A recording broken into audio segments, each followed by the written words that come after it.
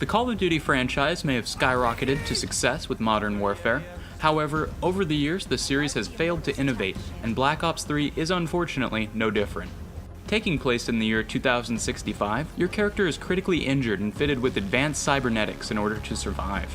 After 5 years, you're tasked with hunting down people responsible for leaking classified information. Unlike its predecessors, Black Ops 3's campaign allows the player to create their own character. At first, this seems like a promising element, but unfortunately leads to the story not having a relatable hero in its already messy and redundant narrative. This can also be said for the overall gameplay, as there is very little new here.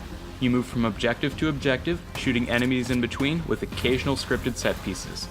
Thankfully, there is a bit more variety on how you approach missions using the new customizable loadouts, perks, and abilities. It gives the majority of players the option to cater for their particular playstyle, making it feel far less predetermined like previous games in the series.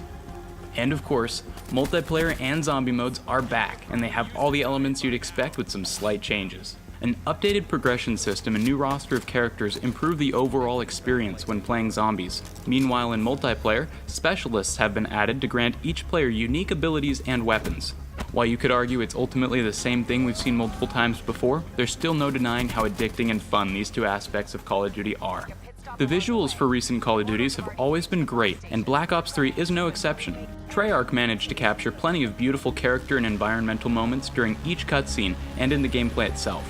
The only problem is sometimes character expressions and movements can feel less than convincing. In terms of audio, the voice acting is a bit of a letdown. While Christopher Maloney manages to carry the game with his excellent performance, the rest of the cast often sound unenthusiastic or stilted.